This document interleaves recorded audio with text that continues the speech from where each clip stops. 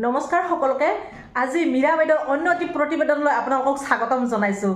আজি মীৰা বাইদেৱে এটা প্ৰতিবেদন দিছে আৰু এই প্ৰতিবেদনতনো কি হুংকাৰ দিলে মুখ্যমন্ত্ৰী হিমন্ত বিশ্ব শৰ্মাক, কেনেকুৱা ধৰণৰ কথা কৈছে আপোনালোকে শুনিলে চাই আৰু শুনি ভাল পাব।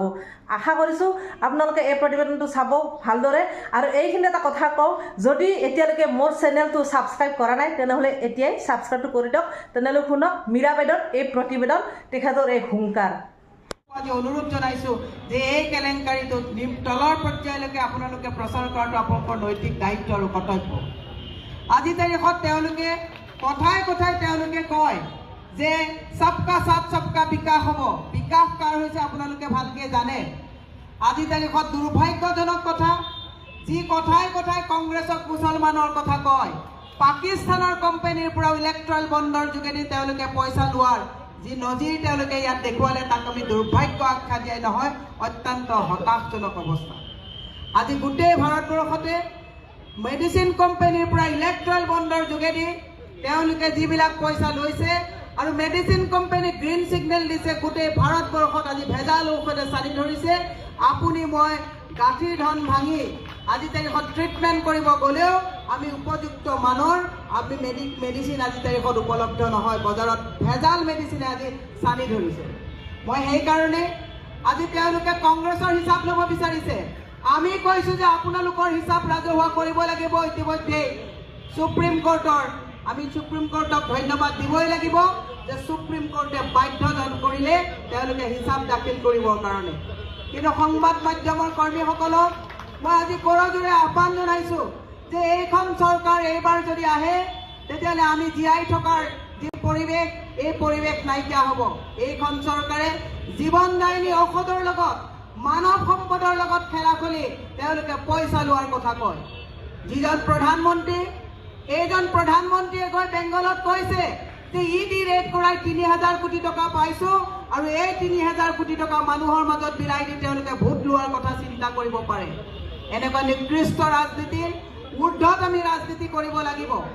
মই সেইকাৰণে আপোনালোকক বিনম্ৰভাৱে অনুৰোধ জনাইছোঁ, আজি ৰাজীৱ ভৱনৰ পৰা আমাৰ ওপৰত যিবিলাক তেওঁলোকে কথা ক'লে জেলত ভৰোৱা, কথা ক'লে তেওঁলোকে ইডি পঠোৱা, কথা ক'লে ভয়ভীতি খুওৱাৰ যিটো প্ৰৱণতাত লিপ্ত হৈছে, তাৰ ঊৰ্ধত আমি সঁচা সঁচাত মূল্যবোধ ৰাজনীতি কৰিব লাগিব। এতিয়া অলপ আগত মোক এজন সাংবাদিকে সুধিছে যে আপোনালোকৰ এজনৰ পিছত এজন মানুহ গৈ আছে। মই সাংবাদিকজনক উত্তৰ দিছোঁ, কোনোবা এজন বা দুজন মানুহ গৈছে, কিন্তু কংগ্ৰেছৰ যি ৩৫ লাখ কৰ্মী আছে, এজন কৰ্মীও আজি তাৰিখত ফুটি হিলাব পৰা নাই বিজেপিয়ে। সেই কথাটো প্ৰচাৰ কৰাটো সময় সমাগত। মই সেইকাৰণে বেছি দীঘলীয়া নকৰি, মোৰ নিৰ্বাচনী প্ৰচাৰৰ মিটিং আছে, মই যাম দক্ষিণ কামৰূপ। কিন্তু মই সমগ্ৰ অসমৰ ৰাইজক সংবাদ মাধ্যমৰ জৰিয়তে এটা কথা সজাগ কৰিব বিচাৰিছোঁ। এইখন চৰকাৰৰ হাতত কোনো ৰিপৰ্ট কাৰ্ড নাই। যোৱাটো সময়ত ৫জনকৈ সাংসদৰ ৰিপৰ্ট কাৰ্ড বিচৰাৰ পৰিৱৰ্তে তেওঁলোকে প্ৰাৰ্থী বদলাই দিবলগীয়া হৈছে। মুখ্যমন্ত্ৰীয়ে কংগ্ৰেছক কটাক্ষ কৰে, কিন্তু মুখ্যমন্ত্ৰীয়ে কৈছে যে আমাৰ কেণ্ডিডেট চিলেকশ্যন বোলে বিজেপিৰ ভাল হোৱা নাই, তেওঁ উপলব্ধি কৰিছে আৰু সেইকাৰণে মনস্তাত্ত্বিকভাৱে তেওঁ হতাশ কৰিবৰ কাৰণে কংগ্ৰেছৰ পৰা মানুহবিলাকক কোন কোন মানুহক নিব তাৰ তালিকা বনাইছে। মই এটা কথা সংবাদ মাধ্যমৰ জৰিয়তে গোটেই অসমবাসী ৰাইজলৈ এটা কথা ক'ব বিচাৰোঁ, কংগ্ৰেছৰ পৰা কোন গৈছে এইটো বিশেষ ডাঙৰ কথা নহয়। কংগ্ৰেছৰ পৰা মানুহ যোৱাৰ কাৰণে ডিজেল পেট্ৰলৰ দাম বৃদ্ধি হৈছে নেকি? কংগ্ৰেছৰ কোনোবা নেতাই মূৰ পুলুকা মৰাৰ কাৰণে মেডিচিনৰ দাম বৃদ্ধি হৈছে নেকি? কংগ্ৰেছৰ পৰা কোনোবা মানুহ যোৱাৰ কাৰণে আজি তাৰিখত ভেজাল ঔষধৰ পৰিভৰ হৈছে নেকি?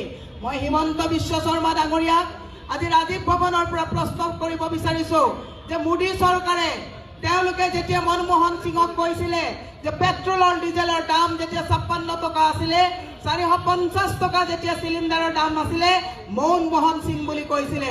আজি তেওঁ মোক প্ৰধানমন্ত্ৰীক সোধক, ১২০০ টকাৰ চিলিণ্ডাৰ, ২০০ টকাৰ মিঠাতেল, ১০০ টকাৰ দাইল, প্ৰায় ১০০ টকাৰ পেট্ৰল ডিজেলৰ দাম হওঁতে এইজন মোৰ নৰেন্দ্ৰ মোদীক কি বুলি সম্বোধন কৰিব, সেই প্ৰশ্ন মই ৰাইজৰ ওচৰত এৰি দিলোঁ। গতিকে মই এটা কথা বিনম্ৰভাৱে প্ৰত্যেকজন আমাৰ তৃণমূলৰ কৰ্মী, অসমৰ সুধী সমাজক, যুৱ সমাজক মহিলা সমাজক মই কৰজোৰে আহ্বান কৰি আপোনালোকক কৈছোঁ, এইখিনি সময়ত সংবিধানখন আমি ৰক্ষা কৰাৰ স্বাৰ্থত, গণতন্ত্ৰৰ প্ৰমূল্যবোধ ৰক্ষা কৰাৰ স্বাৰ্থত এইবাৰ মোদীৰ যিটো স্বেচ্ছাচাৰী চৰকাৰ, এই চৰকাৰক আমি প্ৰতিহত কৰিবৰ হ'লে ইণ্ডি এলায়েন্সত কংগ্ৰেছ দলৰ হাত শক্তিশালী কৰিব লাগিব। প্ৰত্যেকজন নাগৰিকক মই আহ্বান জনাইছোঁ যে 7 মে' তাৰিখত, 19 তাৰিখ আৰু 7 মে' তাৰিখত যি নিৰ্বাচন ইয়াত অনুষ্ঠিত হ'ব, হাত উজাৰি প্ৰত্যেকজনে এই স্বেচ্ছাচাৰী চৰকাৰক গাদীচ্যুত কৰিবৰ কাৰণে মনত সংকল্প বান্ধক। এটা কথা ক'বই লাগিব, যদিও আমি টেক্সৰ তেওঁলোকৰ যিটো টেৰৰিজিম তাৰ ওপৰত কথা পাতিছোঁ, ইলেক্ট্ৰেল বণ্ডৰ কথা পাতিছোঁ, দুটা কথা আমি কৈ যাব লাগিব। আজি তাৰিখত অতি দুৰ্ভাগ্যজনক কথা, প্ৰত্যেকটো বেংকৰ পৰা ফিল্ড অফিচাৰে ঘৰে ঘৰে গৈ মহিলা সমাজক লাখপতি বাইদেউৰ ফৰ্ম দি পেলাই কৈছে, ভোট বিজেপিক দিয়ক, লাখপতি ফৰ্মত আপোনালোকে ভোটৰ পিছত পইচা যাব। মই সেইসকল বেংকৰ অফিচাৰক আজি প্ৰশ্ন কৰিব বিচাৰিছোঁ, ৰাইজৰ কৰ কাটলেৰে দৰমহা লোৱা বেংকৰ অফিচাৰসকলে কি ক্ষমতা লৈ পেলাই তেওঁলোকে ভোট বিজেপিক দিবৰ কাৰণে ঘৰে ঘৰে গৈ প্ৰচাৰ চলাইছে, অত্যন্ত দুৰ্ভাগ্যজনক কথা।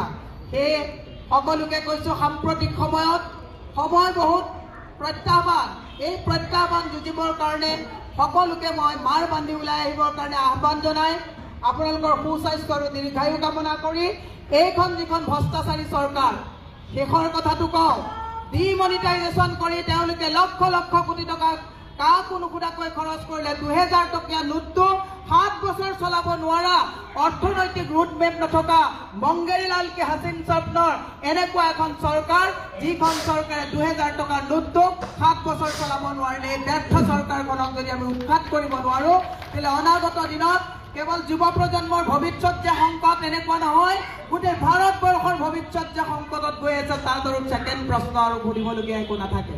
সেয়ে সকলোকে ৰাজনৈতিকভাৱে সজাগ হৈ আপোনালোকক বহুমূলীয়া বিবেক ভোট প্ৰদানেৰে ৰাষ্ট্ৰ আমাৰ নিৰ্মাণৰ ক্ষেত্ৰত গণতন্ত্ৰৰ প্ৰমূল্যবোধক ৰক্ষা কৰাৰ স্বাৰ্থত, আমাৰ সংবিধানখনক ৰক্ষা কৰাৰ স্বাৰ্থত বিবেক ভোট প্ৰদান কৰিবৰ কাৰণে আহ্বান জনাই মোৰ বক্তব্য মই ইমানতে সামৰণি মাৰিছোঁ। জয় হিন্দ, জয় অসম।